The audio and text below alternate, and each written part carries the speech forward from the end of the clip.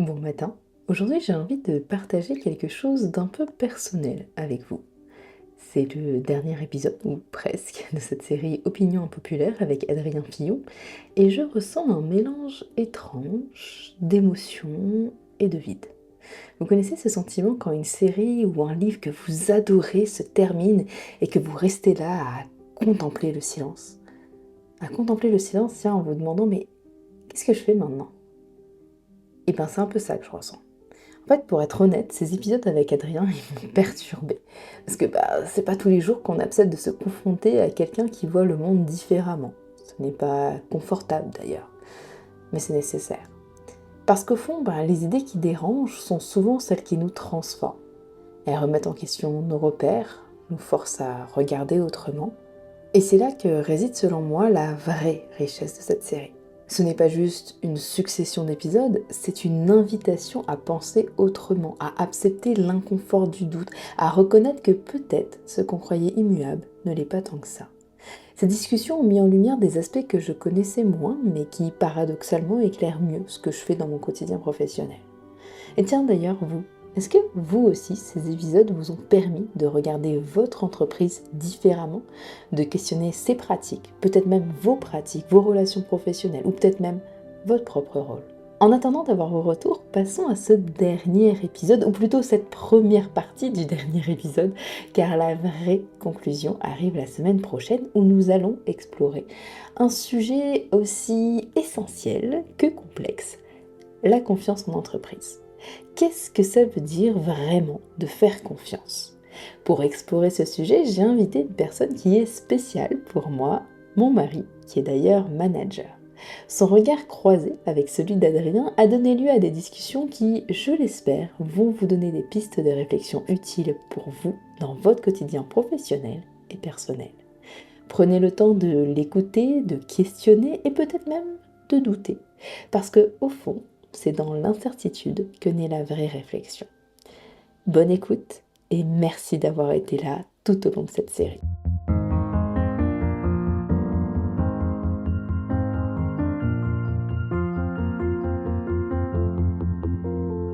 La confiance en entreprise, un facteur de succès. Si vous êtes RH ou manager, vous avez sûrement déjà lu ces gros titres d'articles. Et oui, parce qu'on nous dit que la confiance, c'est la clé. Que sans elle, pas de collaboration, pas d'innovation, pas de Startup Nation. C'est comme si la confiance était le saint graal du monde du travail moderne. On nous rabâche sans cesse que pour que les équipes fonctionnent bien, pour que les idées fusent et pour que l'économie prospère, il faut instaurer un climat de confiance. Mais qu'est-ce que cela signifie vraiment? Alors aujourd'hui, on va gratter un peu le vernis. On va se demander si cette confiance n'est pas juste un outil de contrôle déguisé. Parce que, soyons honnêtes, est-ce qu'on est vraiment plus libre et autonome maintenant qu'avant? Ou est-ce qu'on est juste plus précaire et stressé? Les entreprises veulent des employés agiles et engagés, mais à quel prix? Et surtout, qui paye vraiment ce prix? Dans cet épisode, on va critiquer les pratiques managériales à base de confiance. On va aussi parler des paradoxes de cette confiance, comment ça peut être un truc super pour motiver les gens, mais aussi un outil de manipulation bien rodé. Parce que oui, parfois on se demande si le manager bienveillant n'est pas juste un contrôleur soft. Et nous, dans tout ça, comment on fait pour naviguer entre ces injonctions contradictoires? Que vous soyez chef d'entreprise, manager ou simplement curieux des absurdités du monde du travail, cet épisode va vous parler. Et peut-être même vous faire rire, qui sait. Et pour ce faire, je suis bien évidemment toujours accompagnée d'Adrien Fillon, docteur en psychologie et créateur du super compte Dr Peppers. Mais ce n'est pas tout, parce que pour ce dernier épisode ensemble, nous avons également l'honneur d'accueillir Grégoire Weber, manager chevronné. Et avec ces deux experts à nos côtés, je vous garantis un épisode à la fois stimulant, sûrement un brin provocateur, et où les idées se risquent de fuser et les certitudes de vaciller. Bonjour Adrien, bonjour Grégoire. Et Bonjour Camille. qu'est-ce que je suis contente d'avoir enfin cet épisode. C'est l'épisode que j'attendais depuis des mois parce que oui, ça fait des mois qu'on prépare en tout cas qu'on a pensé cet épisode parce que on s'écrivait sur WhatsApp avec Adrien. Et puis, vous voyez ces gens qui écrivent des longs vocaux de 12 ou 15 minutes de messages vocaux. C'était un peu ça qu'on avait au départ. Et puis, on a pensé cet épisode et on a eu plein de débats. Alors, je pense qu'on aura plein de choses à se dire et à se raconter. Ça va être chouette. Mais commençons d'abord par le début, parce que je fais que parler, moi, mais on va aussi leur laisser de la place. D'après vous, donc je m'adresse vraiment à tous les deux, c'est quoi la confiance dans une entreprise? Est-ce que Grégoire, tu veux commencer par ta note? Je peux commencer. Donc moi, je suis un tout petit peu moins axé sur cet aspect-là autour des esprits du capitalisme, mais je partage mon point de vue de, moi je dirais humble manager, chevronné, c'est tes mots, Camille, pas les miens, j'irai pas jusque-là. Peut-être juste avant, je voudrais mettre un tout petit peu de contexte parce que les gens me connaissent probablement pas, ça serait surprenant qu'on me connaisse. Mais moi, le point de vue que je vais pouvoir développer ici, c'est un point de vue de management, mais dans un cadre assez particulier puisque je travaille dans l'IT, dans le monde du développement, qui est, je pense, que ça a été un petit peu abordé dans les épisodes précédents, qui est quand même un milieu qui est peut-être un petit peu particulier parce que certaines dynamiques sont un peu inversées, notamment euh, au niveau de l'emploi, des choses comme ça. On a vécu une période où les développeurs étaient très, très recherchés, ce qui a créé une dynamique un peu particulière par rapport au monde de l'entreprise en général. Donc, moi, ce que je connais, c'est vraiment sur cet aspect-là. Donc, ma vision va être très orientée vers ça, évidemment, puisque, pour finir très rapidement le contexte, moi, j'ai pas une formation de management, j'ai une formation technique de développeur et l'envie et les opportunités m'ont amené à être manager dans deux contextes différents, un de petites entreprises et un de très grandes entreprises, là où je me trouve en ce moment. Je peux le dire, c'est Shopify, puisque de toute façon, c'est public sur mon profil LinkedIn. Euh, et donc, pour répondre à la question, qu'est-ce que c'est la confiance dans une entreprise? Moi, le premier élément que je veux partager un petit peu, en fait, c'est au niveau de la définition vraiment de confiance, parce que souvent, on parle beaucoup de la confiance en management, et on parle ça, je trouve, avec une approche très manichéenne de on a la confiance ou on n'a pas la confiance. Et sur un aspect de management, je trouve que, en fait, faut bien voir ça comme un spectre et moi, j'ai tendance à la découper sur plein d'aspects et je dirais qu'en fait, on n'a pas forcément confiance toujours en 100 en quelqu'un, mais on a besoin d'une confiance en spectre ou en granularité finalement, parce que dans le monde de l'entreprise, il y a que certains aspects qui vont être vraiment importants dans la confiance et je parle un manager en ses employés ou un employé envers ses managers, hein, ça marche dans les 2 sens. Ces éléments sont communs à mon sens. Et pour en citer que ceux qui me paraissent le plus importants, je disais la fiabilité. Il faut que l'employé soit confiant que son manager sera là en cas de besoin. Il faut que le manager soit confiant que l'employé, on peut compter dessus dans certains contextes, encore une fois, pas forcément tout le temps. Il y a l'aspect de la communication, donc être capable de se faire comprendre dans son équipe ou dans les communications entre manager et employé et inversement dans les deux sens, encore une fois. Être capable de donner, demander et recevoir du feedback et du vrai feedback, pas simplement quelque chose qui dit bravo, tu as bien travaillé, mais quelque chose de, enfin, c'est ton domaine, ça, Camille, mais du vrai feedback constructif, donc au bon moment, précis, actionnable, etc. On veut avoir une confiance au niveau des compétences. Donc, les gens qui sont là, on sait qu'ils sont bons pour certaines choses, peut-être un peu moins dans d'autres, et on peut utiliser ces leviers-là justement pour confier des missions, des sujets, ou plutôt les donner à d'autres personnes, dépendamment du contexte, ou leur donner l'occasion de développer ses compétences, etc. Je pense qu'on aura le temps de revenir sur ça. Et ensuite, on a aussi les notions d'autonomie, de transparence. Donc d'être confiant que dans une équipe, tu as quelqu'un qui est capable de fonctionner sans qu'on ait besoin de micromanager forcément, ou que ton manager va faire ce qu'il a besoin de faire pour que toi, tu puisses travailler comme il faut. Et là, Donc, pour résumer un peu ce que tu dis là, donc toi, tu dirais la confiance, elle se situe à plusieurs niveaux et tu bah, as plusieurs. je Vas-y. ne les vois pas forcément en niveau, mais Mhm. plutôt en largeur, en fait. Ok. Tu as un niveau de confiance dans le sens que tu vas faire confiance ou pas sur certains aspects, mais ces aspects-là, je les vois plus en largeur qu'en hiérarchie. Il n'y en a pas un qui est nécessairement plus important que l'autre, c'est juste qu'en fonction du contexte, de la relation de l'entreprise, du mandat, du projet, on va s'appuyer plus sur l'un ou plus sur l'autre. Dépendamment de l'entreprise, tu vas avoir besoin plus de l'un que de l'autre, etc. Très bien. Et puis tu parles Euh, aussi d'une forme d'amplitude, hein, c'est-à-dire à quel point je donne des libertés à mon collaborateur ou à quel point je prends cette liberté, à quel point je communique avec telle personne, à quel point je communique avec telle autre personne et systématiquement s'ajuster en fonction des relations. Il y avait aussi ça que je Exactement, retiens dans ce que tu disais. c'est ça. Euh, donc toi, tu étais vraiment centré sur une approche de confiance d'individu. C'est vraiment d'être humain à être humain. le manager, alors tu dis avec ses employés, mais attention, hein, parce que dans le capitalisme, on dit ses collaborateurs, pas ses employés. Mais on pourra Mais revenir à ça. Moi, je j'aime pas ce terme non plus, mais en tout cas, c'est vraiment, tu t'es quand même centré même dans tes définitions et dans tes exemples sur des relations humaines. Ce qui est intéressant quand on parle d'esprit du capitalisme, ça va être la notion de confiance en tant qu'elle est absorbée dans les discours du capitalisme et non pas nécessairement dans les discours d'un individu vis-à-vis d'un autre. Déjà, qu'est-ce que c'est que le terme confiance en lui-même? C'est quoi la définition de confiance? Donc, c'est confiance. Con, c'est avec, et fiance, c'est la foi. C'est avoir la foi en quelqu'un, finalement. Donc, il y a cette notion de on va se sentir suffisamment en sécurité avec quelqu'un ou quelque chose pour pouvoir croire que ce qu'elle va faire ou ce que cette personne va faire ou ce que le processus fait sera bénéfique pour moi. Donc, il y a vraiment cette notion de sécurité qui est hyper importante dans la confiance. Et cette notion de foi, donc c'est quand même un acte de foi, la confiance. C'est quelque chose qui ne sera pas nécessairement mesurable parce que, bah, il y a quelque chose d'humain là-dedans. Ça, je pense que c'est vraiment hyper important de dire il y a quelque chose de fondamentalement humain dans la confiance, alors que dans un processus rationnel comme celui du capitalisme, on essaye d'enlever toute forme d'humanité. Le capitalisme, il essaye de rationaliser au maximum les choses. Donc il y a là une sorte de tension qui sera inévitable et qui va traverser tout le podcast, enfin tout le flux du podcast que l'on va amener. Il y aura toujours cette tension-là qui existera et qu'il faudra discuter. Dans le, dans le capitalisme, la notion centrale du troisième esprit du capitalisme, c'est la notion de projet.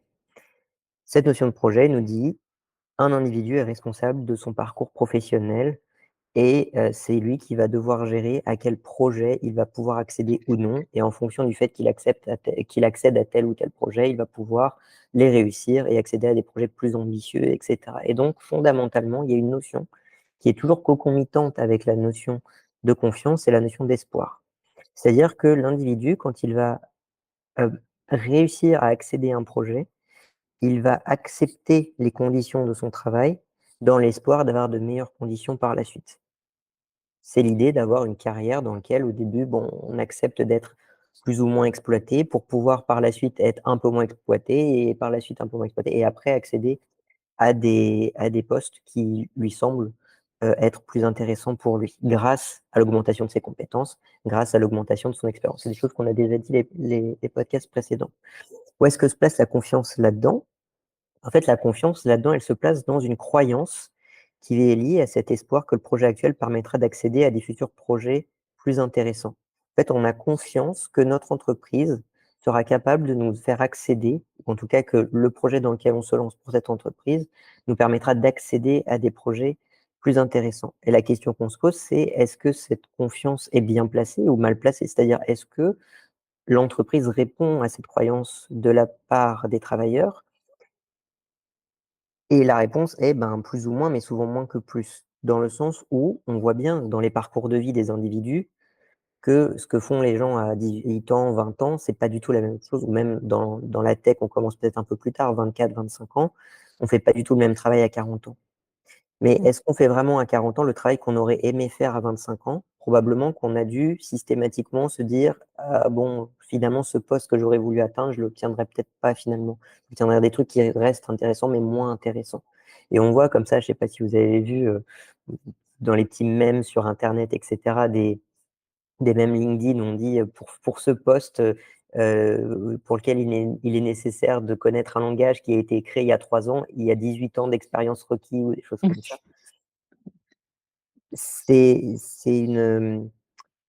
c'est vraiment une mise en exergue de ce genre de bêtises que nous font croire ces relations d'espoir liées au poste, de se dire: «Mais en fait, jamais tu obtiendras l'expérience nécessaire pour avoir ce poste».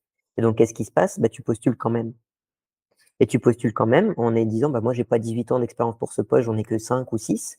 Ah bah, d'accord, alors on t'accepte, mais on accepte de te payer moins parce que tu as pas l'expérience nécessaire pour qu'on t'accepte de payer plein prix. Et donc tu accèdes à ce projet, mais dans des conditions dégradées. Et finalement, il y a ce jeu de confiance qui se joue ici, où la confiance que j'avais au départ vis-à-vis du monde capitaliste fait que je dois réduire systématiquement mon effort, mais continuer quand même dans le jeu capitaliste. Et donc finalement, c'est à ça, moi, que je réduirais la notion de confiance, non pas au sein des individus qui composent le capital, mais la relation de confiance que les individus ont avec le capitalisme, qui est une relation de: «Mais si je travaille bien, si je travaille dur, si je réussis bien mes projets, si je suis vraiment très performant, je vais réussir à accéder à des nouveaux projets», et qui est, la plupart du temps, déçu parce que finalement ces projets n'existent pas ou ces projets sont tellement, peu nombreux qu'en fait on n'est pas suffisamment, fort, on n'a pas suffisamment du réseau social, on n'est pas suffisamment compétent, on n'est pas suffisamment productif pour réussir à atteindre ces projets que l'on aurait pu atteindre, et donc finalement on se contente de ce qu'on a. Et alors qu'est-ce qui se passe? Eh bien, c'est que pour ne pas être trop déçu, on a mis en place cette notion de management, et c'est là où on va revenir du coup, à ce que disait Greg juste avant. Cette notion de management où finalement le manager, il est là pour éviter que cette confiance ne soit trop rompue. C'est-à-dire que si on était là à systématiquement dire: «Mais en fait, à quoi ça sert que je sois toujours productif? À quoi ça sert que je réussisse toujours mes projets, dans les temps, avec des ressources limitées?» et cetera. Si finalement c'est pour pas avoir d'espoir par la suite, bah, le manager, il est là pour te dire: «Si, si, tu auras de l'espoir parce que moi, en tant que manager, je vais faire en sorte que nous, notre équipe, on ait accès à un projet par la suite, qu'à la fin du projet, vous ayez une prime, que, je vais me battre pour vous pour qu'à la fin de cette année, vous ayez une augmentation de salaire», et cetera, et cetera. C'est finalement tout cet espoir, ces petits espoirs qui sont entretenus par cette relation de confiance qu'on a au manager. Le manager qui lui-même, n'a pas vraiment de champ d'action sur le cas-là. On y reviendra, tout au long du podcast, mais le manager, fondamentalement, il gère de l'humain, il gère pas les processus décisionnels de l'entreprise, sinon il serait pas manager, c'est pas son métier.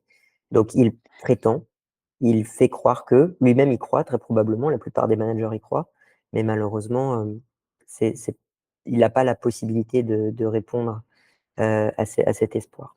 Parce que du coup, toi, en tant que collaborateur, pour utiliser le terme très administratif capitaliste, tu vas, avoir comme une affection pour ce manager, tu sais, tu vas te sentir proche de lui. C'est pour ça, du coup, que tu dirais: «OK, bah, c'est pour ça que je continue quand même et que j'ai cette notion de confiance qui est plus proche de manager que de l'entreprise plus globale». C'est ça qui Alors t'a il y a cette capacité déjà de motivation extrinsèque, je veux faire plaisir à quelqu'un. Ça, c'est Mmh. évident, mais c'est ce que tu dis, en partie.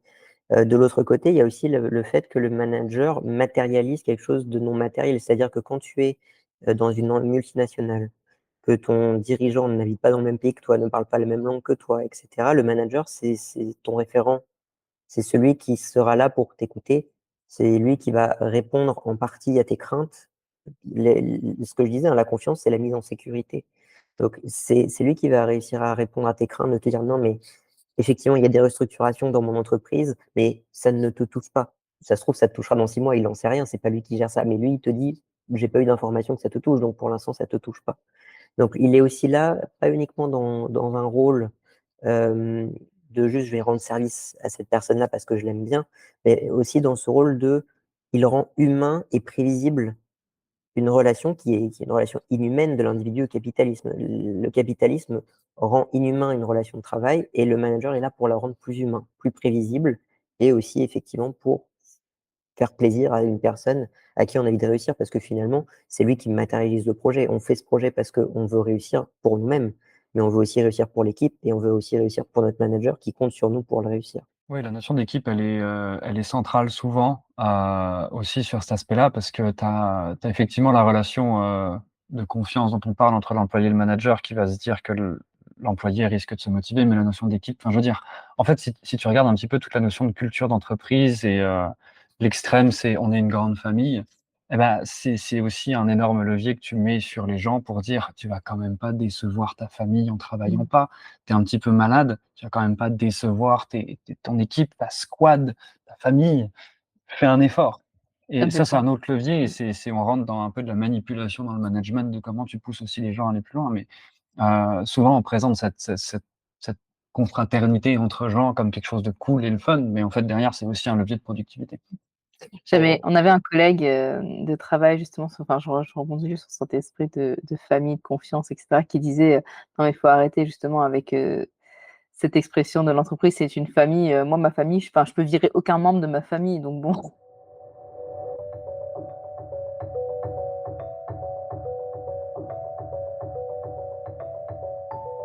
OK, question aussi, là, je m'adresse plus à toi, Adrien. Est-ce que la notion de confiance, elle a évolué dans nos entreprises? Oui, alors si on reprend un petit peu les termes du livre, hein, dont on parle depuis le début, qui anime tous ces podcasts, le premier esprit du capitalisme, donc la première manière que l'on a de penser le capitalisme et de se raconter le capitalisme après la Seconde Guerre mondiale, il y avait une relation directe avec le patron parce qu'une grosse entreprise française, c'était un lieu spécifique dans lequel tout le monde habitait. Et d'ailleurs, on a construit des logements autour des usines précisément parce que il y avait cette notion de distance qui était obligatoire. On n'avait pas d'internet, on n'avait pas la possibilité que l'information aille rapidement de part et d'autre du monde. Donc c'était très centralisé. Et donc la relation de confiance, c'était la relation directe patron-employé. Alors c'était pas forcément, parfois ça se passait bien, mais ça se passait pas forcément bien. C'est-à-dire que bon, il y a quand même eu des milices, la création de milices, il y a eu des grèves très fortes, il y a des relations de pouvoir qui étaient très importantes. Mais en tout cas, cette relation de confiance, elle était là. C'est-à-dire, je travaille pour vous, mais vous me fournissez, vous, en tant que patron, une sécurité sociale, vous me fournissez un accès aux médecins, vous me fournissez de l'argent pour que mes enfants puissent aller à l'école, etc., etc. Deuxième esprit du capitalisme, c'est relativement similaire. Alors, il faut imaginer que globalement, on avait l'entreprise centrale à Paris et puis des succursales en France, mais c'était rarement international. Et là, en fait, les personnes qui géraient l'entreprise, c'était les cadres. Mais finalement, il n'y avait qu'un seul échelon. C'est-à-dire, moi, en tant qu'employé, je référais au cadre qui référait directement au patron. Et qu'il n'y avait pas de grosses difficultés d'échange d'informations, notamment pour les échanges d'informations les plus importantes. Mais dans le troisième esprit du capitalisme, et c'est là où c'est plus important, un vrai changement, c'est que les strates hiérarchiques, elles sont trop importantes. Il y a trop de N+1, N+2, N+3 de ton local, puis de ton pays, puis multinational, etc. Et en plus de ça, il y a les investisseurs au-dessus du dirigeant qui font que, en fait, c'est plein de zones tampons qui vont casser l'information. C'est-à-dire que si toi, tu dis, en tant qu'employé d'une entreprise, il y a un truc dans mon entreprise qu'il faut changer, ça n'arrivera jamais au patron, au dirigeant. Et si ça arrive aux dirigeants, ça n'arrivera jamais aux vrais dirigeants d'entreprise qui sont les investisseurs. Donc, en fait, s'il n'y a pas cet échange d'informations, et Greg le disait très bien au début, hein, c'est-à-dire que dans la notion de confiance, il y a forcément la notion à la fois de liberté et à la fois de communication. Si ces deux morceaux-là sont rompus par la stratification hiérarchique, alors tu peux plus avoir de confiance totale dans l'entreprise, tout simplement parce qu'il y a trop de monde dans l'entreprise. C'est une structure. Il n'y a rien de secret ou de magique là-dedans, c'est juste qu'il y a trop de monde pour qu'on puisse connaître tout le monde et qu'on fasse confiance à tout le monde. Donc, qu'est-ce qu'on fait à ce moment-là? On dit, on va supposer qu'il y a un climat de confiance. C'est quoi un climat de confiance? Un climat de confiance, ça veut littéralement dire, les gens ne s'entretuent pas dans une entreprise, quoi. Je veux dire, Non, tu peux pas dire ça, c'est Adrien. quoi un Adrien, climat non, de confiance? tu peux pas parce que là, Oui, c'est vrai, quand tu dis climat de confiance, tu te dis juste, je risque c'est bon, je vais pas me faire poignarder dans le dos pendant que je fais mon non, travail, mais quoi. un climat de confiance, c'est que tu peux pouvoir discuter avec ton manager sans avoir Oui, mais peur tu pourras jamais justement. discuter avec ton dirigeant. Alors attends, là, tu viens de dire un truc, moi j'ai une vraie question pour toi. Est-ce que tu penses vraiment Ouais. que même si tu as un manager, le manager idéal, peu importe comment on le définit, est-ce que tu penses vraiment que tous les membres de son équipe seront assez en confiance pour lui partager vraiment n'importe quoi qui a rapport à son travail? Un problème qui a un impact sur sa productivité. Est-ce que tu penses vraiment, de toute façon, qu'on arrive à avoir ça? Bah oui, c'est un bon manager, oui. Bah, Je pense qu'il y aura toujours des gens qui vont avoir, un peu peur de partager certaines choses qui peuvent avoir un impact négatif, justement parce qu'on a cette culture de performance. Pas nécessairement à cause du manager, mais à cause de la culture générale qui est instaurée dans toutes les entreprises, dans justement cet esprit du non, moi je pense que capitalisme-là. ça dépend justement du manager que tu as, de la relation que tu as avec cette personne-là. Moi, les managers que j'ai eus jusqu'à maintenant, je sais pas si c'est parce que j'ai eu de la chance ou quoi, mais je leur disais vraiment tout. Enfin, si j'avais une baisse de performance, si je me sentais moins bien, si j'avais envie de partir, enfin, parce qu'on a créé cette relation de confiance-là. Ce climat de confiance-là, Adrien. On l'a créé, on l'avait. Il n'y a pas besoin de climat quand tu es trois. Enfin, je veux dire, quand tu es un manager avec deux personnes en dessous de toi et que c'est tes copines et que vous sortez. Enfin, moi, j'ai connu aussi des relations comme ça, hein, des personnes dans des équipes, c'était pas mon équipe, mais des équipes à côté. C'était des copines dans la vie et c'était des copines au travail et elles travaillaient ensemble et il y en a une qui manageait les autres. Je pense que dans un cadre comme ça, tu es capable de dire tout, ou en tout cas les choses les plus importantes, je pense. La question qui se pose, c'est, enfin, là, on est dans cette situation-là, on est dans une situation qui est anticapitaliste. Une situation capitaliste, c'est une situation où tu as un manager pour 10, 15, 20 personnes, parce que si ça coûte trop cher d'avoir un manager pour 2 personnes en dessous. Alors évidemment, quand tu as fait tes silos, tes machins, tu dis, bon, bah là, dans cet endroit-là, vous êtes que 3 parce que dans notre silo, c'était mieux que vous soyez 3. Bon, bah là, évidemment, il y a une forme de rationalisation qui se fait à ce moment-là. Mais ce sera toujours plus bénéfique pour une entreprise d'avoir un manager pour 20 personnes qu'un manager pour 2 personnes. Ouais. Dans ce Bah, cas-là attends, excuse-moi. Dans ce cas-là, on a un problème parce que là, tu disais que la confiance, c'est ce qui permet d'avoir cette partie, de liberté et de communication que tu aurais pas si tu as pas parce qu'il y a trop de strates maintenant dans l'entreprise.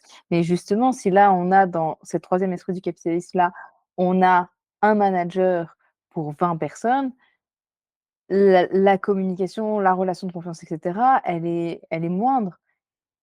Et il y a Donc y a pas le temps de toute façon. ouais.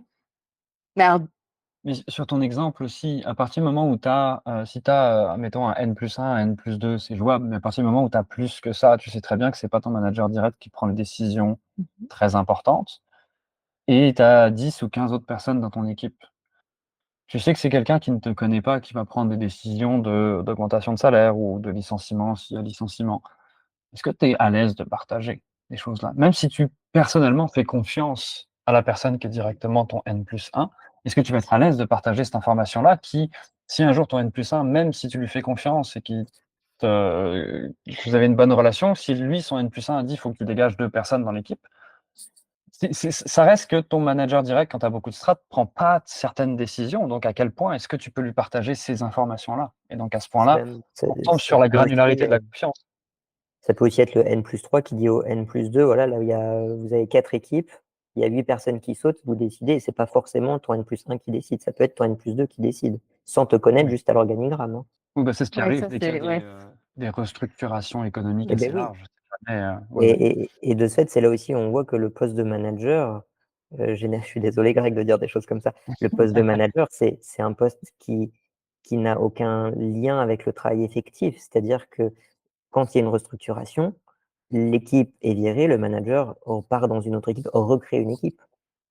Donc finalement, quand tu as un projet de 2 ans et que tu dis aux gens: «Vous inquiétez pas, après on restera tous au sein de la même entreprise et vous comme ça, vous pouvez avoir une pérennité de l'emploi et vous êtes correctement payés, donc allez-y, achetez une maison, achetez, une voiture, scolarisez vos enfants» et cetera. Et après tu dis: «Bah non, en fait, au bout de ces 2 ans, tout le monde se fait virer et moi je pars dans une autre équipe, je suis obligé de changer de pays ou de changer de ville et cetera, sinon, bah, moi aussi je me fais virer». Et qu'est-ce qu'on fait? Et c'est ça le problème de la relation de confiance, de dire moi j'ai un problème en fait à dire que la relation de confiance se joue au niveau du manager. Que le manager, lui, il est là pour faire croire qu'il y a une forme de confiance, mais lui-même n'est pas maître des relations de confiance. Ça va être son N+2, N+3, ça va être le dirigeant local, ça va être et c'est pas lui. Donc effectivement, on peut faire autant confiance qu'on veut à son manager. S'il a pas de pouvoir de décision, qu'est-ce qu'il peut faire? Parfois, il a du pouvoir de décision, attention. Mmh Mais dans une société capitaliste, dans une entreprise capitaliste qui fait vraiment partie de ce troisième esprit du capitalisme, il ne devrait pas avoir de prise de décision. Oui, moi, j'en reviens à mon aspect de justement la granularité de ton aspect de confiance. Mmh, si je suis dans un contexte avec, plein de niveaux de hiérarchie, je sais très bien que mon manager direct sera pas en mesure de me promettre la sécurité de mon emploi parce que c'est pas eux qui vont décider. Donc en fait, pour moi, la question de la confiance sur cet aspect-là en particulier, dans ce contexte-là, ne se pose même pas pour moi. Ça serait, enfin, je veux dire, ça serait un peu me voiler la face de considérer que si tu travailles dans une entreprise avec, 10 000 et plus employés, que tu as une vraie sécurité de l'emploi. Ça peut sauter à n'importe quel moment pour n'importe quelle raison. Puis on l'a très bien vu dans les dernières années, là, justement, avec le covid, le secteur de l'IT a embauché, embauché, embauché et quand covid est passé, ils ont commencé à faire des layoffs massifs. Google, Microsoft, Facebook ont licencié des dizaines de milliers de personnes, alors que, bah, le monde de l'IT, tout le monde pensait qu'on était très safe et tout ça. Mais j'ai perdu mon fil. Hem, Je sais pas. Oui et c'était pour dire que du coup les managers, que oui, c'est ça. La granularité, c'est-à-dire qu'en tant qu'employé, en tant que collaborateur, je ne vais pas faire confiance à mon manager pour m'assurer de la sécurité de mon emploi, mais je peux lui faire confiance sur d'autres aspects qui ont un lien avec mon travail de tous les jours. À savoir qu'il va me fournir les outils nécessaires, il va me donner l'autonomie dont j'ai besoin pour faire mes travaux, et cetera. Moi, c'est plus comme ça que je vois la confiance du manager. Oui, Donc c'est, je suis d'accord. je pense que je peux prendre l'étiquette peut-être du manager anticapitaliste dont tu parlais, Adrien, dans un des épisodes précédents, même si peut-être que mon patron aimera pas ça, je sais pas.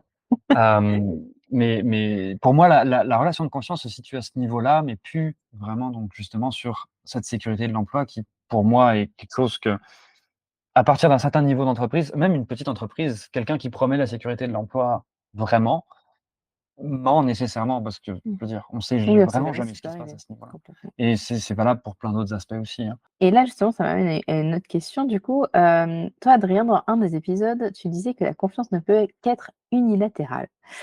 Est-ce que tu peux nous en dire plus là-dessus? D'autant plus que c'est par là qu'ont commencé nos premiers débats avant d'aborder la confiance donc mmh. Oui, bah, c'est un peu ce que je disais juste avant, c'est-à-dire que, enfin même que Greg disait juste avant, qu'on est remplaçable. Même dans l'IT où on pensait qu'on n'était pas remplaçable, on est remplaçable. Donc l'entreprise n'a pas besoin de nous faire confiance. Elle sait que mais si on fait pas le job, si on répond pas aux attentes de notre contrat de travail, on peut être viré et être remplacé par quelqu'un d'autre. Nous, par contre, en tant qu'employé, on est obligé de faire confiance à notre entreprise. On est obligé d'avoir une certaine forme de sécurité parce que si on n'a pas de sécurité dans notre emploi, comment on fait pour avoir de la sécurité ailleurs? Si on n'a pas suffisamment d'argent, comment on fait pour emprunter pour avoir une maison? Si on n'a pas suffisamment d'argent, suffisamment de temps, comment on fait pour pouvoir emprunter pour avoir une voiture, pour imaginer avoir des enfants, pour, etc. Donc, on est obligé d'avoir cette forme de sécurité. Et là où je suis pas tout à fait d'accord avec Greg, quand il dit que une entreprise qui donne une sécurité de l'emploi ment. Alors, une petite entreprise, effectivement, de 2, 3, 4 personnes, évidemment, si c'est une entreprise récente, elle a des difficultés de savoir si dans 2, 3 ans, ce sera valable. Une multinationale qui fait des bénéfices énormes et qui décide de licencier à tour de bras, elle devrait rendre des comptes. Elle ne rend pas des comptes actuellement, mais elle devrait rendre des comptes. Elle devrait dire, on en avait parlé d'ailleurs dans le podcast, 2 podcasts précédents sur le Japon, où au Japon, tu es obligé de démontrer que tu as suffisamment coupé les vivres avant de licencier pour pouvoir justifier des licenciements. Ça me paraît logique. Ça me paraît logique. Donc tu devrais à un moment donné dire, en tant qu'État, tu devrais à un moment donné dire, le licenciement, c'est le dernier recours. C'est si tu n'as rien pu faire d'autre, alors tu licencies. Enfin, en tout cas, les licenciements massifs. Après, on peut parler d'une personne qui fait pas correctement son boulot, etc. Mais là, on serait dans des licenciements individuels. Mais les licenciements massifs, ça devrait être le dernier recours. Dans ce cas-là, tu crées une sécurité et tu remets de la confiance dans les entreprises. Mais est-ce que, sur cet aspect de sécurité parce que pareil je sais plus si c'était le dernier podcast, celui d'avant, mais, tu avais mentionné, un aspect que, certains éléments ne peuvent pas être amenés par l'entreprise, mais nécessitent des lois, des cadres, bah, je pense que c'est justement quand tu parlais du Japon où justement il disait qu'il fallait, justifier que c'était vraiment un dernier recours. Sur l'aspect de la sécurité de l'emploi, je trouve enfin parce qu'en fait, ce qu'on veut en termes de quand on parle de sécurité de l'emploi, finalement, ce qu'on veut, c'est une sécurité financière, pas nécessairement une sécurité de l'emploi. Et c'est là que je pense que dans un système qui fonctionnerait bien, donc je ne vais pas rentrer sur le débat des retraites et du chômage en France ni au Canada, mais dans un système qui fonctionnerait bien, et pour moi, ça devrait faire partie du système capitaliste, peut-être que juste je le comprends mal, mais en fait, tu ne devrais pas avoir peur de te faire licencier, que ce soit un licenciement de masse ou, un licenciement, on va dire, qui est valide, hem, en enlevant la notion de «tu fais mal ton travail», ça Mmh. effectivement, c'est un impact personnel, mais, tu devrais pas avoir ce risque qui pèse sur toi parce que normalement, justement, tu devrais pouvoir accéder à ce chômage qui, finalement, est là pour te garantir ta stabilité financière et te donner l'occasion de retrouver, une position, dans un autre contexte, dans une autre entreprise à un autre moment. Et Mais ça, écoute, c'est aussi c'est intéressant même d'un point c'est de vue déjà, capitalistique parce que tu c'est fluidifies. déjà impossible. C'est déjà impossible. Tu as en France, tu as 400 000 emplois ouverts, 400 000 offres d'emploi. Tu as 8 millions de personnes en situation de non-emploi. Qu'est-ce que tu fais? C'est-à-dire, la majorité des gens en France, tu leur dis, il n'y a pas de travail pour vous. Les 400 000 emplois qui sont non pourvus, c'est des emplois que la plupart du temps que les gens ne veulent pas faire parce que c'est des emplois très difficiles, très loin, isolés, etc. Il y a 8 millions de personnes qui n'ont pas de travail. Qu'est-ce que tu fais? Bien sûr que les gens, s'ils perdent leur travail, ils ont peur. Je veux dire, les chiffres, ils sont là. T'as 4 millions sur ces 8 millions, tu as 4 millions, 4,4 millions qui sont à Pôle emploi, et tu en as 4 millions qui n'ont pas le droit à Pôle emploi, sont au RSA, etc. Qu'est-ce que tu fais? Donc le fait est que si vraiment tu veux avoir une pensée anticapitaliste, tu dis, OK, il n'y a pas suffisamment de travail pour tout le monde, donnons suffisamment d'argent aux gens pour qu'ils puissent vivre dignement sans travail. Ça veut dire qu'ils puissent accéder à un logement décent, qu'ils puissent accéder à de la nourriture, qu'ils puissent accéder à du chauffage, parce que c'est ça qu'on a besoin. Oui, puis ça ramène après éventuellement la question du revenu universel qui, du coup, effectivement, est un petit peu moins capitaliste. C'est pas un peu moins capitaliste, c'est une manière C'est complète complètement vulgarisé. mais en tout cas, la question centrale, elle est là. C'est comment tu fais pour dire aux gens: «N'ayez pas peur de vous faire licencier», quand ils savent très bien qu'il y a quasiment pas d'emploi pour un nombre absolument incroyable de gens sans emploi? Fondamentalement, elle est là la question, et donc les gens ont peur, et donc les gens ont l'espoir qu'en subissant des conditions de travail dégradées, ils auront accès à un emploi qui seront meilleurs dans le futur. Elle est là, la le fondement de la confiance dans le système capitaliste, il est là. Il est dans l'espoir que plus tard, on aura des conditions de vie qui seront un peu meilleures.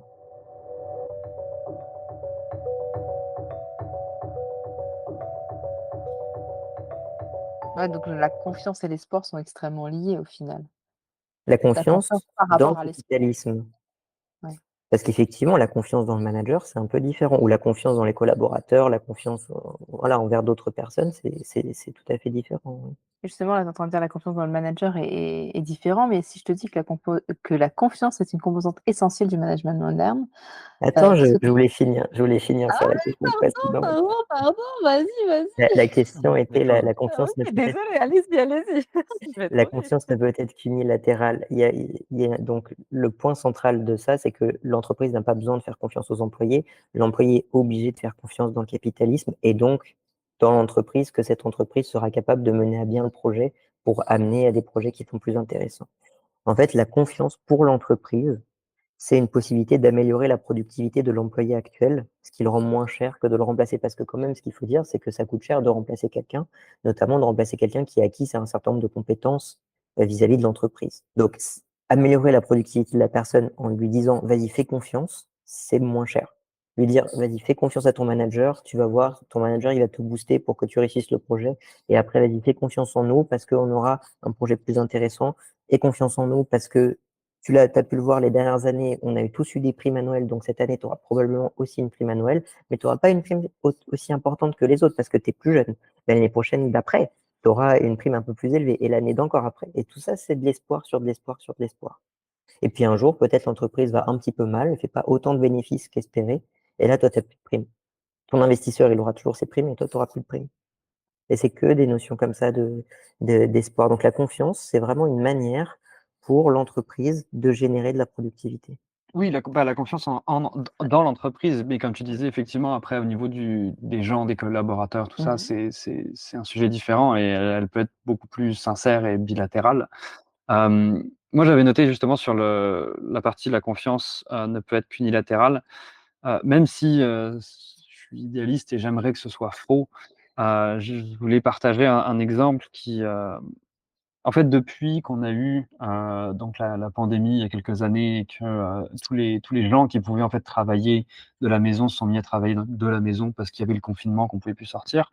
Je pense qu'on pouvait se poser la question: est-ce que la confiance est unilatérale ou pas avant? Je pense que maintenant on peut plus se la poser quand on voit comment ça s'est passé.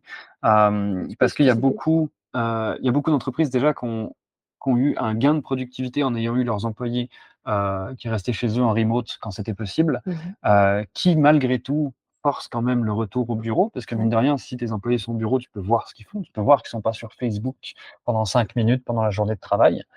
Et donc juste ça, je pense que c'est déjà on en a vu assez dans la presse, on a vu assez d'entreprises qui avaient promis le télétravail à vie, et dès que le confinement a été levé, hop, bon, bah, finalement revenez, avec tous ces employés qui ont été obligés de démissionner Mmh. parce qu'ils ont déménagé, et cetera.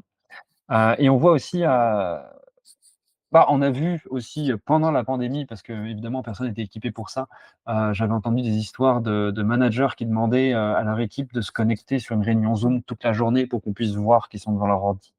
Et je suis tombé il y a quelque temps aussi sur un outil qui se veut, et c'est là, c'est marrant, je trouve que c'est une manière un peu déguisée justement d'avoir cette notion de confiance unilatérale. Après, je ne sais pas qui va être dupe en installant ce genre de choses, mais des outils qui sont offerts aux entreprises qui permettent justement, pour ceux qui ont des employés en télétravail, de mesurer le bien-être au travail, donc la qualité de vie au travail. Ça, c'est ton sujet, Camille, ça va te plaire comme outil, tu vas voir. Dis-moi, dis-moi. Donc en fait, c'est un outil, chaque employé l'installe sur son ordinateur et cet outil va prendre toutes les 5 minutes avec la webcam de l'ordinateur une photo de ton employé et grâce à l'intelligence artificielle, le mot magnifique, va être capable de détecter quelle est l'émotion en ce moment présente sur le visage de la personne et te donner finalement à toi en tant qu'employé un dashboard, des courbes, des statistiques sur ton bien-être au travail. Juste en te regardant. Juste en prenant une Avec- photo de toi toutes les 5 C'est minutes absurde. et la magie de l'intelligence artificielle. Ouais. Et tout ça déjà, on va se le dire, le manager, il voit donc tout à fait qui est devant l'ordi, quand, à quelle heure, de quand à quand est-ce que tu Mhm. prends une pause, combien de temps est ta pause. Mais surtout, on a aussi la notion de responsabilisation de l'employé, puisqu'après, on reçoit une petite notification en disant: «Oh, dis donc, tu avais l'air stressé, tu devrais essayer de méditer un petit peu parce que c'est pas bien d'être stressé».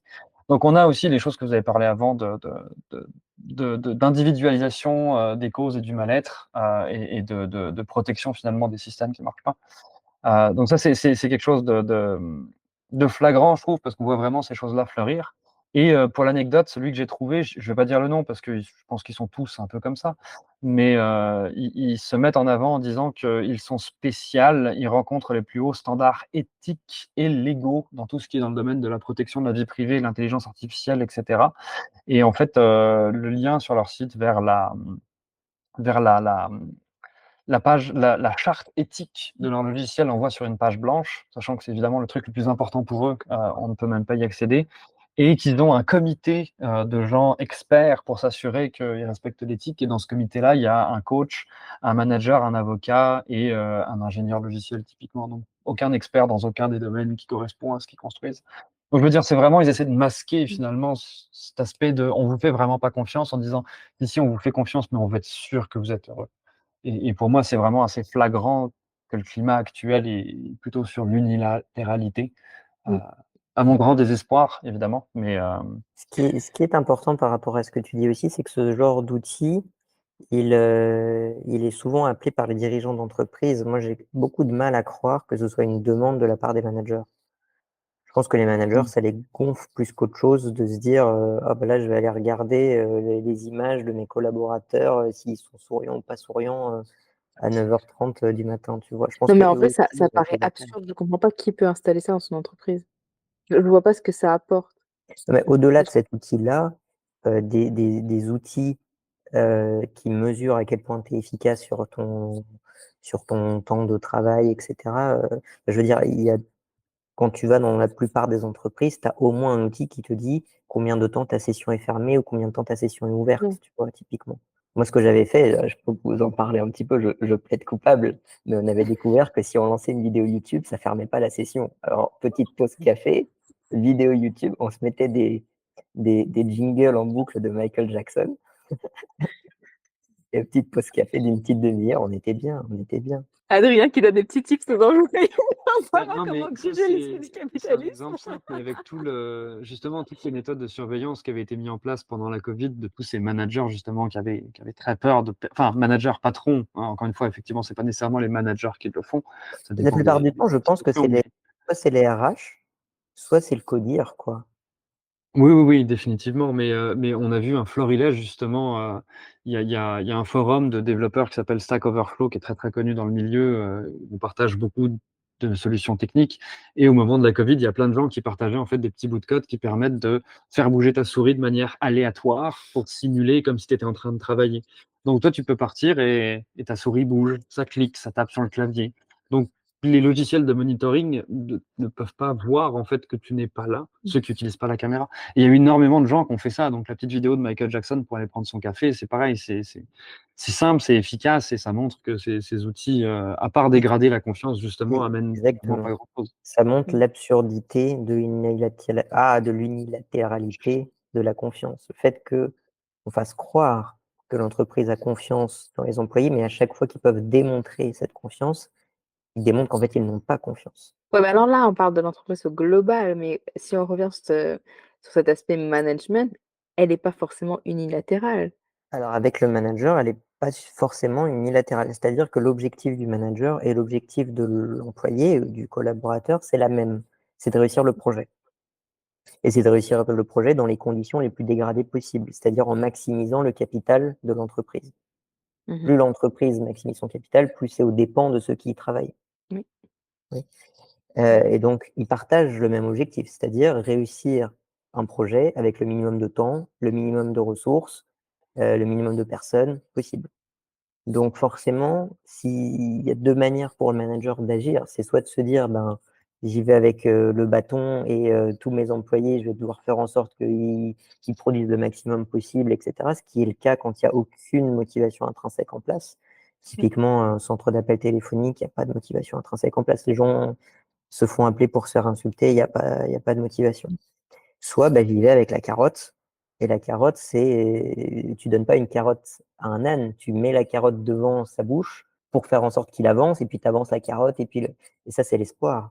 Ce que fait le manager, c'est il met de l'espoir, il dit aux gens: «Non mais allez-y, travaillez, travaillez, on va travailler ensemble, on va produire ensemble, on va réussir le projet ensemble parce que je sais qu'après, vous aurez le droit à votre augmentation, parce qu'après, vous aurez le droit à votre prime, parce qu'après» et cetera et cetera. Donc ce que tu nous dis là, c'est que la confiance, c'est vraiment une composante essentielle du management moderne, qui peut pas avoir de management sans confiance.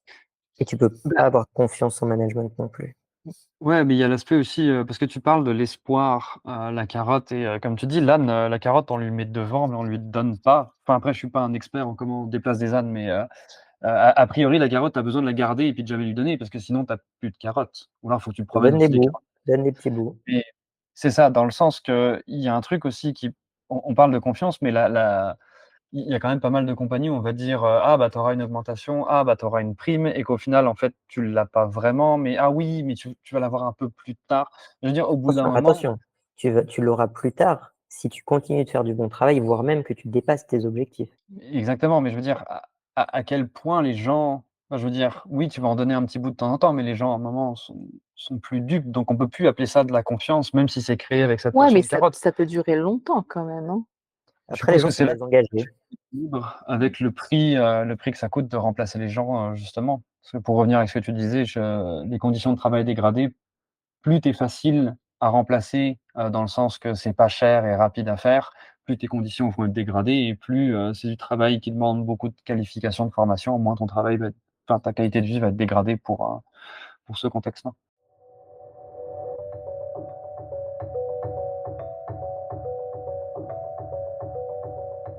Et est-ce que vous savez quelles sont les principales caractéristiques d'une relation de confiance dans un milieu de travail? Moi, j'ai mis des petites notes parce que je voulais aussi vous partager de mon côté ce qu'on nous apprend en école de RH. Ce qu'on doit mettre aussi en place, que je trouvais intéressant. Jusqu'à ce que, comme d'habitude, est-ce que Adrien va détruire tout ce que j'ai appris jusqu'à maintenant? Je ne le sais pas. Mais on va le partager. Alors, je vais déjà répondre. Je vais commencer, si ça vous va, les garçons, à répondre par cette question que je pose. Du coup, nous, on voit qu'en fait, il y a 4 choses. Il y a 4 leviers qui permettent justement d'avoir dans l'entreprise cette relation de confiance. On a d'abord la justice organisationnelle.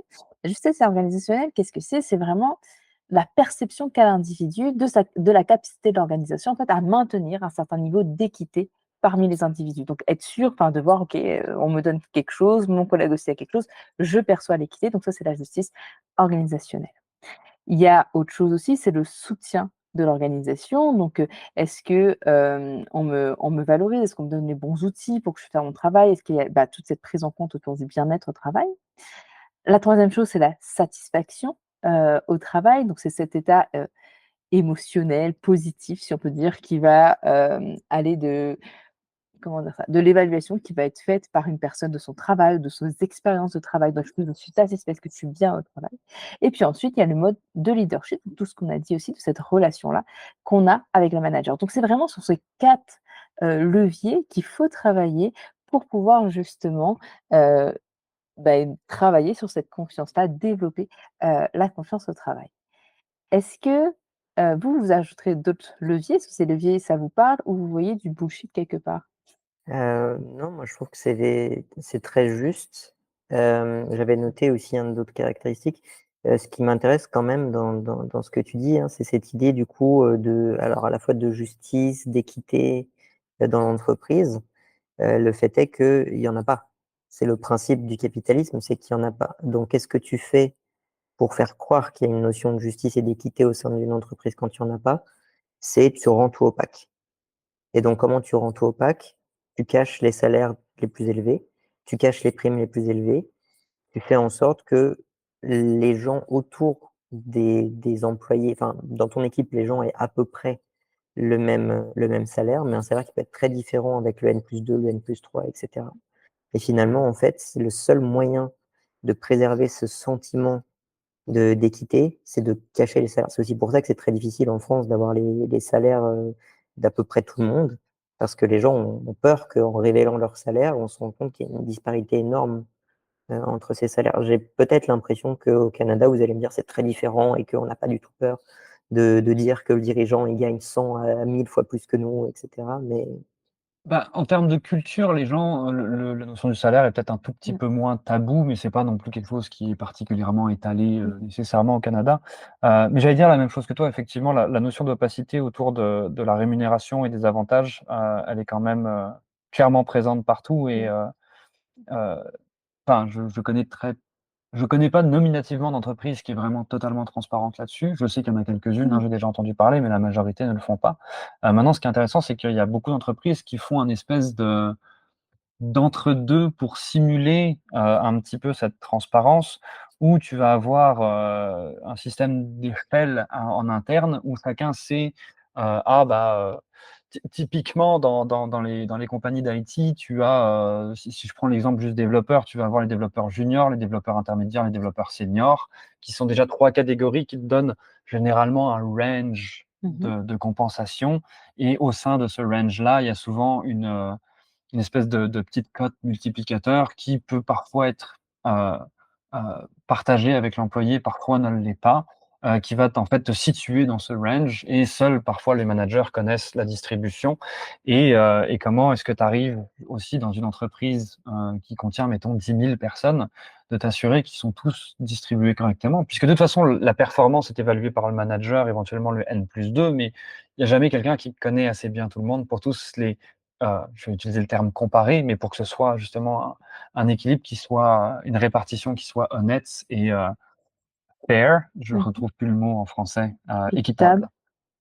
Donc tous ces systèmes de grille salariale finalement, c'est pour donner une impression de transparence sur ces éléments-là, mais finalement cacher le truc et derrière quand tu as ton entretien annuel, heu, et bah, si c'était transparent, tu aurais pas besoin de négocier en fait. Parce que je connais pas beaucoup d'entreprises où tu ne négocies pas à la fin de l'année pour dire: «Bah oui, mais là, tu as vu, j'ai bien travaillé, j'ai fait une heure sup», tu sais? Mmh. Parce que justement, j'ai performé, j'ai plus que performé, j'ai fait plus que ce qu'on m'a demandé, qui est aussi, typiquement le genre de choses qui va être, demandé sur un aspect capitaliste de dire, bah, ça rejoint le quiet quitting que vous avez discuté. On t'embauche pour, faire quelque chose, mais on s'attend à ce que tu fasses beaucoup plus et c'est là qu'on on va te s'attend, valoriser, ouais. pas si tu fais bien. On t'embauche sur tes attentes, on t'embauche pas sur le contrat réel de travail. Ouais. C'est très important de dire ça. Je suis tout à fait d'accord avec ce que tu as dit. Il y a un autre aspect dont on a déjà parlé, dont tu viens de parler, les communications organisationnelles bidirectionnelles pour la transparence. Donc, pouvoir communiquer au-dessus, pouvoir faire en sorte que ce qui vient du dessus te soit communiqué aussi directement. Là aussi, on en a parlé un peu, hein, mais c'est très difficile de communiquer au-dessus parce que souvent, tu vas communiquer des choses à ton N+1. De temps en temps, il va le communiquer à son N+1 à lui. Et là, tu es quasiment sûr que déjà, il ne le communiquera pas à son N+1 à lui. Et s'il le fait, son N+1 à lui, ça n'arrivera jamais au dirigeant. Donc ça, c'est très compliqué. Et donc, on va aussi prétendre. On va prétendre ces communications organisationnelles en disant, ben, si vous avez quelque chose à dire, faites des feedbacks à votre manager. Votre manager, il va aller sur son petit document Word, il va tapoter, il va dire, ah bah ok, c'est très bien, ah oui, c'est bien de le dire, je vais faire remonter ça, etc. Bon, qu'est-ce qui se passe après? C'est perdu. Il y a aussi dans ces communications organisationnelles, on en a parlé d'ailleurs aussi, heu, les QCM, les sondages, voilà, les RH qui font des sondages en entreprise. Voilà, petit bonhomme pas content, petit bonhomme moyen, petit bonhomme très content, à quel point êtes-vous satisfait de votre environnement de travail, et cetera. Qu'est-ce que ça donne? Bah, des fois, elles vont faire une petite newsletter. Ils disent: «Bon, bah, dans notre entreprise, les gens se sentent bien, globalement». Ah bah, dans notre entreprise, bah, ou alors, ce qu'elles font, c'est qu'elles font un retour au CODIR. Ils vont dire au CODIR: «Bon, bah, voilà, sur, les, 10 000 personnes qui travaillent chez nous, on a eu, 30 réponses. Les 30 réponses, il y en a 29 qui sont contents». Ah bah, très bien, bah, su T'exagères quand même un petit C'est peu, hein. J'exagère un petit peu, mais ce que j'essaye de dire quand même, c'est que, c'est plus prétendre qu'il y a une communication bidirectionnelle, qu'il y a une vraie communication bidirectionnelle. S'il y avait une vraie communication bidirectionnelle, il y aurait une personne qui irait directement en CODIR et qui serait directement en lien avec des employés. C'est-à-dire qui, je sais pas, tous les mois, tu te réserves 2 jours, tu vas à tel endroit, tu discutes avec les gens. Tu vas à tel autre endroit, tu discutes avec les gens et tu as comme ça des liens qui se créent, directement. Mais ça signifie que tu en as Normalement, quelque chose c'est à un faire peu déjà, le tu rôle vois? des syndicats, des comités d'entreprise ou c'est ça leur rôle aussi? Parce qu'ils sont vraiment entre les 2. Ça serait leur rôle, si leur rôle était vraiment de s'intéresser au bien-être des personnes. Historiquement, c'est comme ça qu'ils ont été pensés. Dans la Mmh. réalité, ils sont surtout là pour être en opposition avec les dirigeants d'entreprise, peu importe ce que disent les dirigeants d'entreprise. Moi, j'ai eu plusieurs entreprises, les syndicats, bah, il y a de temps en temps, j'étais d'accord avec ce qu'ils disaient, il y a de temps en temps, j'étais pas d'accord avec ce qu'ils disaient et je voyais très bien que ce qu'ils disaient, c'était toujours aller contre le dirigeant, peu importe ce que disait le dirigeant d'entreprise. Sauf que parfois, le dirigeant d'entreprise, il dit des bêtises, puis parfois, enfin, des bêtises par rapport à moi, mon domaine de travail et ce que j'en pense de mon domaine à moi. Puis parfois, ils disent des choses sensées et tu as pas forcément besoin d'aller contre, sauf qu'ils vont directement contre. Donc la question, c'est pas aussi une question de rapport de force. Il y a cette question de rapport de force qui est évidemment hyper importante, mais comme on le disait, la confiance, c'est aussi un rapport de communication. Et si ta communication ne passe que par ton tuyau N+1 ou que le syndicat qui sera forcément contre et qui de toute façon transformera ton information dans une manière qui sera d'être contre les dirigeants d'entreprise, c'est pas forcément ce que tu as envie, à ce niveau-là. Donc effectivement, moi, je suis d'accord avec la plupart de tes caractéristiques que tu as citées. Ce que je remarque, c'est que dans les très grosses entreprises, la plupart de ces caractéristiques-là ne peuvent pas exister de par la structure de l'entreprise. Ou en tout cas, elles essayent de prétendre exister, mais elles auront du mal à exister. Ah, je dirais et celle qui existe moins, du coup, ce serait la justice organisationnelle, dans Alors mes déjà, la caractéristiques. justice, ouais, la justice organisationnelle au minimum, ça peut pas exister. Et les communications bidirectionnelles, ça peut pas exister non plus. Moi, Alors j'ai une après, pour ce question qui pour est toi, Camille. Vas-y. Sur la partie justice, justement, organisationnelle, parce qu'on parlait des grilles de salaire et juste enfin des grilles de salaire et justement l'aspect, que finalement ça permet de créer une forme d'opacité pour conserver un petit peu d'inégalité là où il y a besoin, puis de levier pour ceux qui savent pas bien négocier pour, tu sais, comme aller garder un peu d'argent, là où on peut. Je suppose que c'est quelque chose que tu apprends à l'école de RH, ces grilles salariales. Est-ce que comment est-ce qu'elles sont présentées? Est-ce qu'elles sont présentées quand on vous les apprend à l'école comme un outil justement orienté vers les employés en transparence? Ou est-ce qu'on vous explique que l'idée, c'est quand même un petit peu aussi de pouvoir garder une certaine marge de manœuvre dans les négociations, des choses comme ça? Je suis curieux de savoir si, finalement les gens qui sont formés en RH sont conscients finalement des biais qu'amène ce genre d'outils, sans parler qu'ils soient forcément, que ce soit de leur volonté de créer ces situations-là, mais est-ce que vous êtes formés et conscients, des biais et des limites de ce type d'outils justement? Est-ce qu'on vous propose des alternatives pour, amener des choses? Parce que c'est peut-être encore une fois très idéaliste et très candide, Mmh. mais j'aurais espéré, que des formations de RH justement soient orientées plus sur, comment vous assurer justement que les employés, heu, bah, ils sont bien, comment on s'assure justement que ces 4 facteurs dont tu as parlé sont les plus développés possibles dans les entreprises et cetera? Alors alors je connais pas toutes les formations RH, moi dans celles que j'ai suivies, non, pas du tout. Heu, très clairement, c'était plus on apprenait à lire une grille salariale, comment est-ce que tu faisais pour pouvoir, négocier, de quelle façon, c'était plus là et puis à savoir aussi qu'en ressources humaines, on est aussi beaucoup enfin notre rôle d'abord, c'était plutôt du côté du patron d'abord. C'est d'abord lui aussi que tu es avant les employés. On est entre les 2. On doit avoir cette relation de confiance et d'ouverture, mais tu travailles d'abord pour, la direction de l'entreprise. Tu fais partie aussi de la direction de l'entreprise et avec ces grilles-là, en fait, tu es plus dans un contexte où tu vas regarder comment est-ce que tu peux, rentabiliser. Comment est-ce que tu peux faire Oui, pour optimiser? tu Et pas optimises tu tes regardes ressources. exactement, c'est ça. tu regardes pas le bien-être par rapport à ça. Ah, bah, tiens, peut-être que lui, on devrait non, Donc ces je sais grilles-là pas, ça serait sont pas faux du si ce tout soit présentées en même temps que justement ces aspects de les 4 leviers pour la absolument confiance. pas. Non, mais tu le dis très bien, une ressource humaine, ça fait cliché d'utiliser le terme parce qu'on sait très bien: «Ah, ressources humaines, c'est pas des gens machin». Une ressource, tu la loues. C'est vraiment ça le point clé. Quand tu vois pas l'être humain derrière le travail, tu alloues des ressources. Quand tu as suffisamment d'argent pour avoir plus de ressources, tu augmentes ta ressource. Quand tu en as moins, tu diminues ta ressource. Ça se traduit dans les RH par des licenciements ou des emplois, mais finalement, c'est juste de l'allocation de ressources.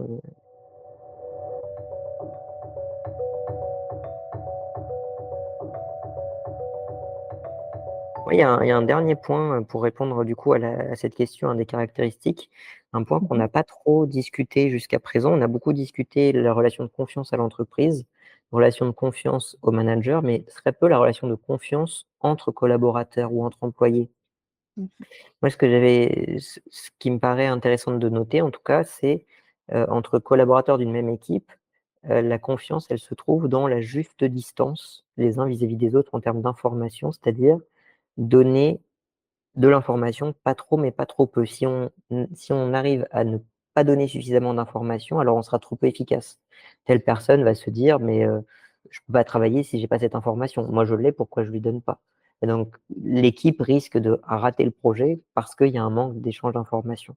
Et d'un autre côté, si j'échange trop des informations, ça va faire en sorte que je suis remplaçable et comme on l'a dit, une équipe se portera toujours mieux si, avec une personne en moins, on peut faire le même travail. C'est le principe du capitalisme. Donc il faut pas trop donner d'informations. Donc il faut en fait, l'idée, c'est de trouver le momentum idéal dans la relation aux autres, en accordant correctement sa confiance, ni trop, ni trop peu aux autres. Tu le vois comme ça aussi, toi? Parce que Bah, moi, je sais comment tu travailles avec tes équipes, moi, ça me choque en vrai. Enfin, désolée alors Adrien, ouais. mais je me dis: «Attends, non!» On sort un petit peu ça rejoint partiellement ce que j'avais noté, mais aussi enfin, je suis d'accord et pas d'accord, hein. C'est un peu la réalité de ce qui se passe, mais ça dépend aussi beaucoup de ton contexte d'entreprise. Mmh. Donc encore une fois, moi, mon contexte est particulier, c'est qu'on fait partie des gens qui coûtent cher à remplacer. On est Et oui, remplaçable, mais on coûte quand même très cher à remplacer. Dans l'entreprise où je travaille en ce moment, quand on embauche quelqu'un d'externe, on considère qu'il va mettre environ, en général, à peu près 6 mois avant d'être productif. Ouais. 6 mois à payer un développeur en Amérique du Nord, c'est cher, c'est très cher. Donc forcément, les gens remplaçables, fondamentalement, on l'est tous. Mmh mh. C'est juste qu'il y a un réel coût associé à ça. Dans mon contexte, en plus, là où je suis en ce moment, il est d'autant plus important qu'on a un besoin, d'avancer vite sur les sujets qu'on fait parce que c'est de l'IT, ça change beaucoup, ça change très vite. Donc le coût est énorme. Donc je suis d'accord avec ce qu'Adrien vient de dire. Maintenant, encore une fois, ça s'applique pas dans tous les contextes. Tu dis que Mmh. tu connais ma façon de travailler. Effectivement, dans ma façon de travailler, cette notion d'avoir peur d'avoir trop partagé et de se rendre potentiellement remplaçable est beaucoup moins valide. Dans Ouais. ma façon personnelle de travailler, je vais toujours essayer de m'assurer justement à ce que je sois remplaçable finalement quand je pars en congé ou s'il y a quoi que ce soit pour éviter justement de bloquer nos sujets, notre équipe. Mais à aucun moment c'est quelque chose qui a priori est menaçant pour moi. Encore une fois, on en a parlé tout à l'heure, je ne considère pas avoir une sécurité de l'emploi assurée totalement. Heu, on a abordé ça vite fait tout à l'heure, hem, mais c'est ça. Dans ma façon de travailler, c'est bien s'il y a toujours au moins 2 personnes qui ont une information pour être sûr que si une est manquante pour une raison quelconque, on ne soit pas bloqué, on ne soit pas dépendant. À la limite, on sera un petit peu ralenti s'il faut. Maintenant, c'est vrai que dans plein d'autres contextes, à la seconde où tu as une personne qui est redondante, eh ben, c'est un salaire que tu vas payer en trop. Donc, si on parlait aussi de l'autre extrême, qui est un peu le centre d'appel que vous aviez abordé dans l'autre épisode, si tu as 2 personnes pour répondre à un appel, bah, tu en as une de trop, hein. Je veux dire, ça oui, fondamentalement, Mmh. donc ça revient encore une fois, finalement aussi au coût de remplacement des gens. Tu peux te permettre d'avoir quelqu'un de trop dans ton entreprise pendant quelques semaines, quelques mois, parce que si, comme nous, ça te prend 6 mois de le former avec un salaire plein d'ingénieur, bah, tu as tout intérêt à le garder quelques semaines, quitte à ce qu'il fasse rien du tout, que de le renvoyer et de rembaucher quelqu'un d'autre que tu vas devoir former. Parce que pour former quelqu'un d'autre, il faut que tu prennes quelqu'un qui est déjà là, qui est productif, qu'il arrête d'être productif le temps qu'il forme cette personne-là. Enfin, je veux dire, le coût est Mmh gigantesque. Donc c'était toujours sur ce spectre-là entre le centre d'appel et les gens ultra qualifiés, ou dépendamment de où tu te situes, plus à gauche ou plus à droite, et ben, c'est plus ou moins valide finalement. Je Mais oui, trouve qu'il y a quelque chose dans l'IT qui est très différent du reste, hein. C'est vraiment l'IT de par le fait que tu travailles sur un ordinateur, donc tu peux travailler de n'importe où. Donc tu es très flexible en tant que tel, ça peut être hyper spécialisé et que ça évolue très vite et que du coup, ces gens hyper spécialisés qui évoluent très vite, ils sont capables d'être très peu nombreux pour un même poste et en plus de ça, très peu nombreux pour répondre à un besoin spécifique d'une entreprise, fait que l'offre et la demande est complètement inversée. Quand je disais, il y a 400 000 emplois pour 8 millions de personnes, dans l'IT, c'est le contraire. Dans l'IT, tu vas avoir 4 000 emplois pour 400 personnes. Et voilà. Enfin, pas toute l'IT, mais l'IT spécialisée. Ouais. Et oui. donc, forcément, la vision de, du dirigeant de l'entreprise, il dit, ben, en fait, j'ai besoin de développer tel truc. Je paye un gars le plus cher possible parce que je veux ce gars qui me développe ce truc. S'il va travailler pour mon concurrent, c'est moi qui gagne pas d'argent au final, quoi. Ouais. Donc là, Oui, et parce que dans tu es ce dans une milieu notion de concurrence qui est inversée. Donc on est vraiment oui. dans une logique complètement différente, ouais. Et puis dans le milieu justement aussi d'internet en général et de l'IT, les retours sur investissement, si tu arrives à être assez rapide sur le marché, ton retour sur investissement est potentiellement absolument gigantesque aussi. Donc ça vaut la peine, souvent. Quand tu es une grosse Mmh. entreprise dans l'IT, hein, évidemment pas une Oui. petite agence. Et moi, j'ai un peu un problème avec ce que vous dites sur cette, notion de confiance-là, même de confiance entre collègues, parce que ça insinue tout un truc un peu vicieux de: «Ah bah, attends, je vais pas tout lui partager parce que si je lui partage tout, c'est mon poste à moi qui est en risque». Donc tu as cette La problématique-là entre collègues. politique. Ensuite ouais, mais attends, c'est pas fini, c'est ça qui moi me gêne dans tout ça. C'est qu'après tu as le truc de l'entreprise avec la justice organisationnelle. On se dit: «Ah bah non, il faut quand même qu'on rende les choses opaques, si on parle trop les parce que si on dit trop de choses, les personnes, elles vont voir en fait qu'il y a pas de justice entre les gens, que les salaires sont pas les mêmes. Donc là, on risque d'avoir des révoltes, donc c'est pas bon non plus». Donc en fait, tout est un peu comme oui, ça, politisé, un peu vicieux, un peu caché, un peu tu sais? Et puis c'est Bah, regarde l'exemple, vas-y. alors au risque de me tromper, j'ai pas la source, je crois que c'est Google. Google, ton entretien annuel, c'est tes collègues qui le font Mmh. et sur une équipe de 6, il y a 2 promotions ou quelque chose comme ça. C'est peut-être pas les bons chiffres, hein, mais tout le monde n'aura pas une promotion, mais ta promotion est dépendante de la note que tes collègues t'ont mis. Oui, Qu'est-ce que mais moi, tu c'est fais? c'est C'est c'est un peu le dilemme du prisonnier et si tu notes tous tes collègues bien, c'est toi qui l'as pas. Et ça fait partie aussi des mécanismes, qui existent. non, Alors mais je ne il sais y a pas s'ils il y le a un font truc encore et si pour c'est eux, moi mais dans ce que vous dites là, fonctionne pas parce que si tu fais ça, c'est que tu deviens hypocrite avec tout le monde. Donc si tu deviens enfin, tu sais, la relation ne fonctionne pas et pour que Le problème fondamental dans le capitalisme, le mmh, problème fondamental, c'est que quand toi tu gagnes 30 €, il y mmh, a un mec au-dessus de toi qui va gagner 3 000 € ouais. par heure. Donc à un moment donné, la question que tu te poses, c'est: «Comment ça se fait que je gagne pas un peu plus d'argent sur l'argent que je produis pour mon entreprise?»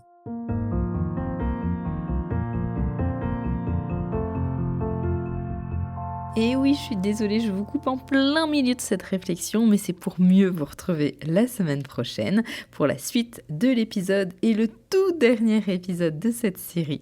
J'espère en tout cas que ces réflexions sur la confiance en entreprise dans le système capitalisme vous a plu ou a suscité peut-être des réflexions aussi chez vous.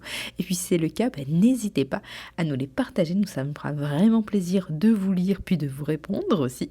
Donc vraiment, n'hésitez pas. Puis en attendant, je vous dis prenez soin de vous. Et puis surtout, à très bientôt, à la semaine prochaine. Surtout, j'espère qu'on se retrouve la semaine prochaine. Prenez soin de vous. Bye bye.